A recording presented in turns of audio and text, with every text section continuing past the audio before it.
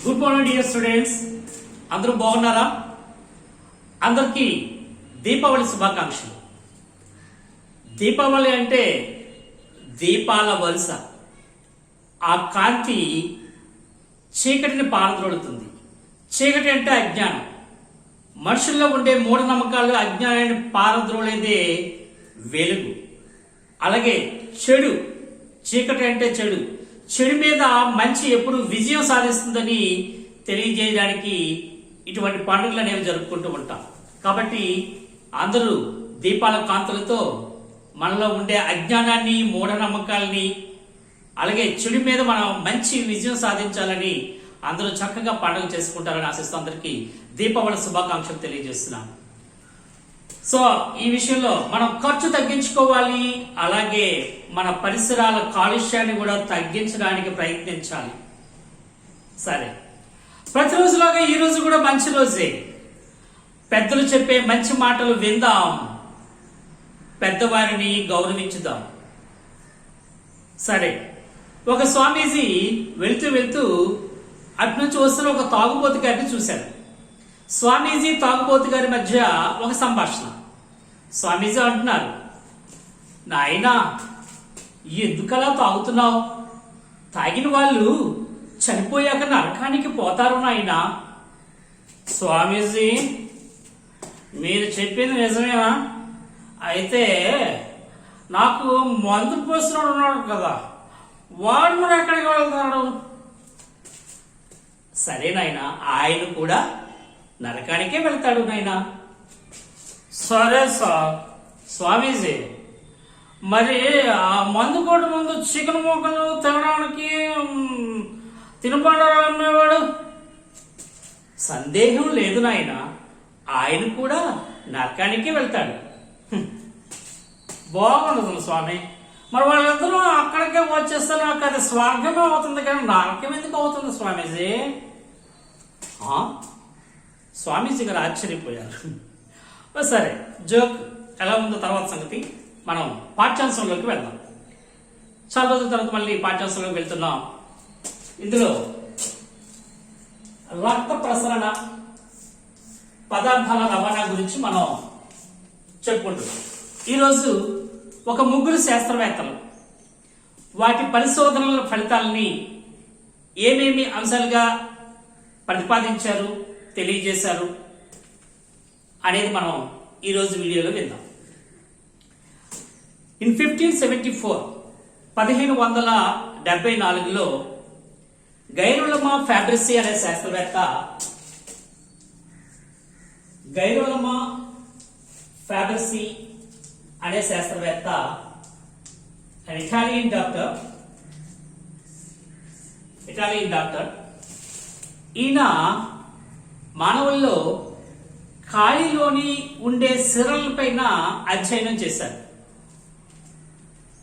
He noticed a fine valves in veins of the muscles of the legs.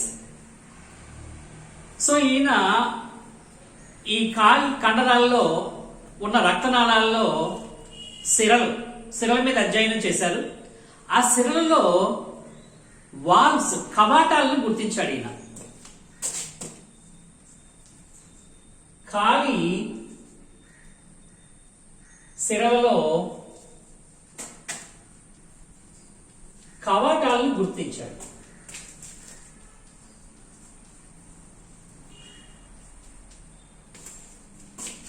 So he noticed small valves in the veins of the legs. So ఆ విధంగా గైరోలమ్మ కనుగొన్నాడు. దాంతో పాటుగా మనం కాళ్ళు కదిలించినప్పుడు లేదా ఒత్తిడికి గురైనప్పుడు, పాదాలు కానీ అక్కడ ఉండే కాలి కండరాలు ఒత్తిడికి గురైనప్పుడు కాలిలో ఉండే కాలు భాగాల నుంచి రక్తం సిరల ద్వారా పైకి ప్రవహిస్తుంది. గురుత్వాకర్షణ శక్తికి వ్యతిరేకంగా పైకి ప్రవహిస్తుంది. దానికి కారణం ఆ నాళాల పైన కలిగిన ఒత్తిడి, కండరాల్లో కలిగిన ఒత్తిడి వలన సిరలలో రక్తం పైకి ప్రవహిస్తుంది గురుత్వాకర్షణ శక్తికి వ్యతిరేకంగా. So when a person moves his legs are just tightens the muscles of the legs, the squeezes the veins and make pressure on the veins, and the blood moves upward against the pull of gravity. So గ్రావిటీకి వ్యతిరేకంగా సిరలలో రక్తం పైకి ప్రవహిస్తుందని తెలియజేశాడు. ఈ కవాటాలు ఏకదిశ కవాటాలు, వన్ వే వాల్వ్స్, ఏకదిశ కవాటాలు. సో రక్తం పైకి మాత్రం ప్రవహిస్తుంది కానీ తిరిగి వెనక్కి రాకుండా ఈ వాల్వ్స్ అనేవి సహాయపడతాయని గైరోలమా ఫ్యాబ్రిసి అనే శాస్త్రవేత్త తెలియజేశారు. దీని తర్వాత ఇంకొక శాస్త్రవేత్త విలియం హార్వే,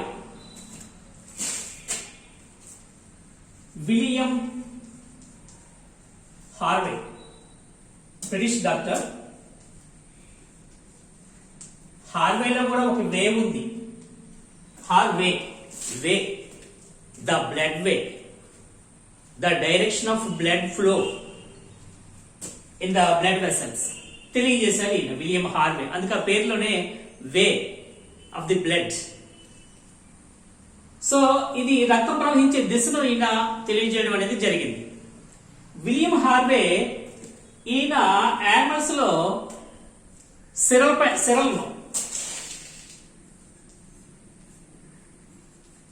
సిరలను ముడివేసి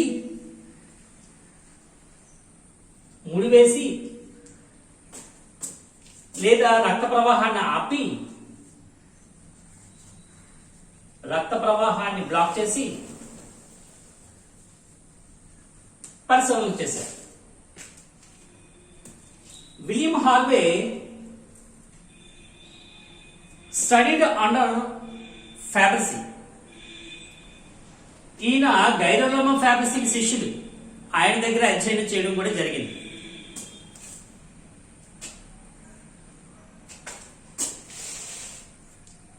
సో సిరలను ముడివేసి, యానిమల్స్ లో ఉండే సిరలను ముడివేసి రక్త ప్రవాహం ఏ దిశ వైపు వెళ్తుందో ఈయన కనుగొనడం జరిగింది. He studied under Fabrici, and he experimented on the veins of animals by tying off and blocked different vessels in the animals. So ఇతడు ముడివేసి లేదా రక్త ప్రవాహాన్ని ఆపి ముడివేయడం ద్వారా వాటిలో రక్త ప్రవాహ దిశను to find the direction of blood flow ఏ విధంగా జరుగుతుందని తెలియజేయడం జరిగింది. సో రక్తం గుండె నుంచి శరీర భాగాలకి ధమనుల ద్వారా శరీర భాగాలకు వెళ్తుందని, అలాగే శరీర భాగాల నుంచి సిరల ద్వారా గుండెను చేరుతుందని ఈయన తెలియచేయడం జరిగింది. సో దీన్ని రక్తం 2 మార్లు గుండె ద్వారా ప్రయాణించడం అనేది డబుల్ సర్క్యులేషన్ గా చెప్పడం జరిగింది. ఈయన ద్వివళీయ రక్త ప్రసరణని తెలియజేశారు. ద్వివళీయ రక్త ప్రసరణ. ఈయన జంతు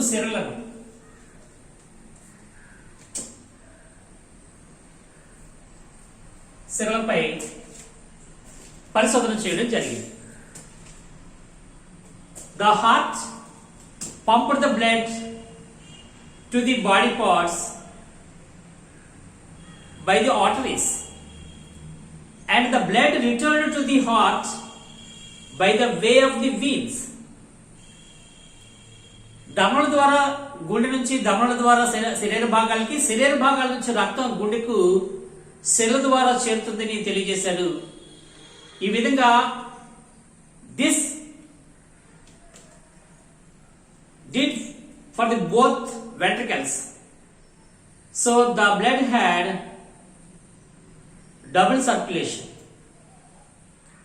సో ఇక్కడ రక్తం అనేది 2 సార్లు గుండె ద్వారా ప్రయాణించడం అనేది చూస్తాం. దాని వలన దీన్ని ద్విబలీయ రక్త ప్రసరణ అంటారు. వెంట్రికల్స్ లో ప్రయాణించడం 2 టైమ్స్ జరుగుతుంది కాబట్టి ఆ విధంగా దీన్ని ద్విబలీయ రక్త ప్రసరణ అని చెప్పేసి చెప్పడం అనేది జరిగింది. అంతేకాదు ఈయన ఇంకొక విషయాన్ని కూడా తెలియజేశారు. శరీరంలో రక్తం గుండె నుంచి ప్రయాణిస్తూ మళ్ళీ చేరడానికి ఆ వ్యక్తి తాలూకా శరీర బరువుకు 3 రెట్లు రక్తం ప్రయాణిస్తుందని చెప్పేసి తెలియజేశారు. 1 గంటలో ఇన్ ఎన్ అవర్ 1 గంటలో గుండె నుంచి ఒక వ్యక్తి శరీరానికి 3 రెట్లు రక్తం ప్రయాణిస్తుందని మళ్ళీ గుండెకు చేరుతుందని తెలియజేశారు. మనందరికీ తెలిసిన విషయమే. మానవుని శరీరంలో ఉండే రక్తం రమారమి అబౌట్ 5 లీటర్స్. మరి ఒక మనిషి తాలూకా ఒక వ్యక్తి తాలూకా వెయిట్ ఎంత ఉంటుందో మనకు తెలుసు. దానికి 3 రెట్లు అంటే ఎన్ని లీటర్ల రక్తం అవసరము. కాబట్టి శరీరంలో ఉండే రక్తం ఉపయోగించబడి తిరిగి అంతే రక్తం మళ్ళీ తయారవుతుందని చెప్పడం అనేది ఆ అంశం తప్పుగా ఆయన తెలియజేశాడు. ఎందుకంటే ఎంత రక్తం అయితే వినియోగించబడుతుందో అదే రేషియోలో మళ్ళీ రక్తం కొత్తది ఉత్పత్తి అవ్వడం అనేది కష్టం. మరి 3 రెట్ల రక్తం అంటే చాలా ఎక్కువ కదా. కాబట్టి అదే రక్తం గుండె నుంచి వెళ్ళిన రక్తమే అక్కడ ఆక్సిజన్ విడిచిపెట్టి మళ్ళీ తిరిగి వచ్చి మళ్ళీ గుండె నుంచి అదే రక్తం వెళ్తుందని, కొత్తగా ఏర్పడే రక్తం ఆ స్థాయిలో ఆ రేట్లో ఏర్పడదని ఈయన తెలియచేయడం జరిగింది. So he found that heart pumped out the blood. The third three times more than the weight of the person. ఒక వ్యక్తి తాలూకా బరువుకి 3 రెట్ల రక్తం గుండె పంపు చేస్తుందని 1 అవర్లో తెలియజేశారు. The same blood had to circulate. అదే రక్తం తిరిగి ప్రవహించబడుతుంది. The same blood to be circulated and be used over and over again. మరల అదే రక్తం ప్రవహించబడుతుంది. అంతేగాని అదే స్థాయిలో మళ్ళీ రక్తం ఉత్పత్తి కాదని ఈయన తెలియచేయడం అనేది జరిగింది. సో 1 గంటలో వ్యక్తి బరువుకు 3 రెట్లు రక్తం గుండె ద్వారా సరఫరా చేయబడుతుంది అని తెలియజేశారు. దీని ద్వారా కొత్త రక్తం ఉపయోగించుకోబడిన రక్తం కొత్త రక్తం మళ్ళీ ఏర్పడదని, అది ఏర్పడింది తక్కువగా ఏర్పడుతుందని, దీనంత స్థాయిలో ఏర్పడదని, అదే రక్తం మరలా ప్రయాణిస్తుందని తెలియజేశారు. ఇంకొక సైంటిస్ట్ ఆయన మెర్సిల్లో మార్ఫిజీ, ఈయన 1774లో ఇది తెలియచేయడం జరిగింది. మెర్సిల్లో మార్ఫిజీ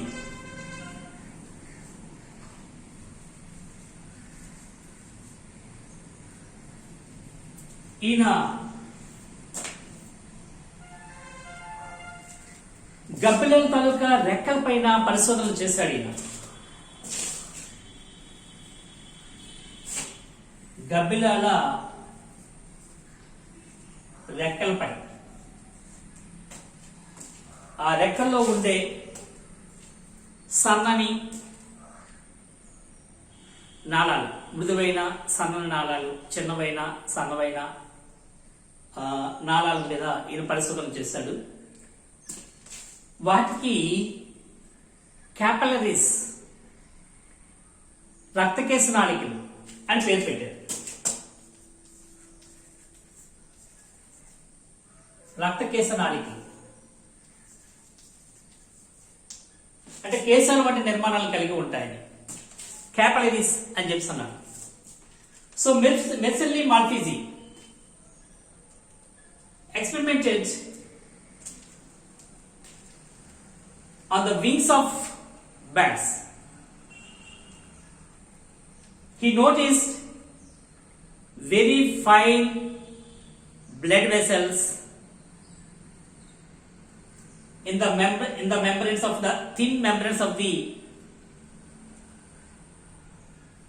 bats, or thin membranes of the wings of bats. గబ్బిలాల తాలూకా రెక్కల్లో, ఆ రెక్కల్లో మీకు మనకు తెలిసిన విషయమే, ఇలా ఉంటే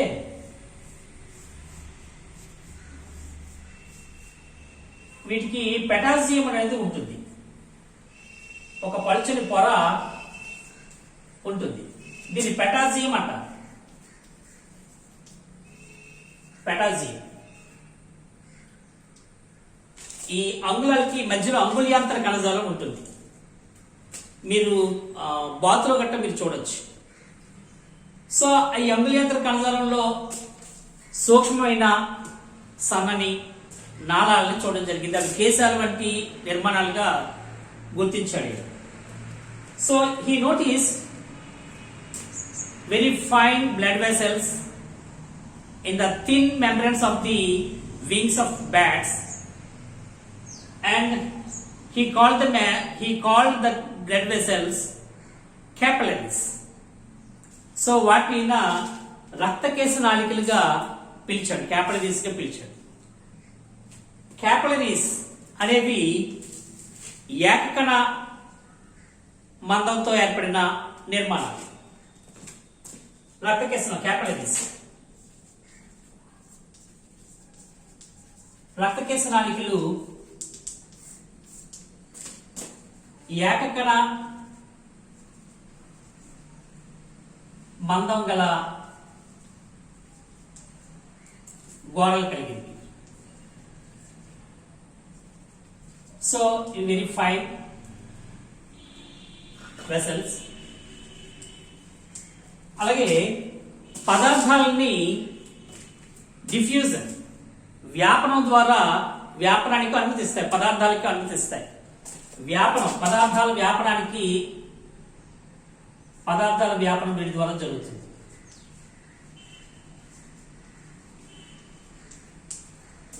అలాగే ఇవి ధమనుల్ని సిరలను కలిపి ఒక నెట్వర్క్, ఒక జాలంగా ఏర్పడ చేస్తాయి. సో వాటి నుంచి గ్యాసెస్ ఆఫ్ ఎక్స్చేంజ్ అనేది జరుగుతుంది. సో ఇక్కడ రక్తకేశ నాళిక జాలం, రక్తకేశ నాళిక జాలం ఏర్పడుతుంది.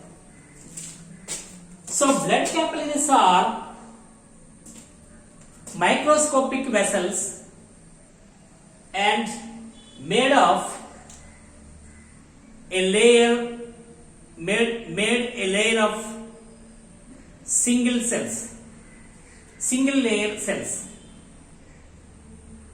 layer of cells. So these blood vessels are microscopic and made of single layer of cells, and these capillaries establish a continuity network between arteries and veins. So arteries కి, veins కి, ధమనులకి, సిరల్ని కలుపుతూ ఒక రక్తకేశ నాళిక గుచ్ఛం లేకపోతే జాలం ఏర్పడుతుంది. రక్తకేశ నాళిక జాలాన్ని ఏర్పరుస్తాయి. So capillaries, the word, it's a Latin word for hair. కేశాలకు సంబంధించిన పదం అది, లాటిన్ వర్డ్.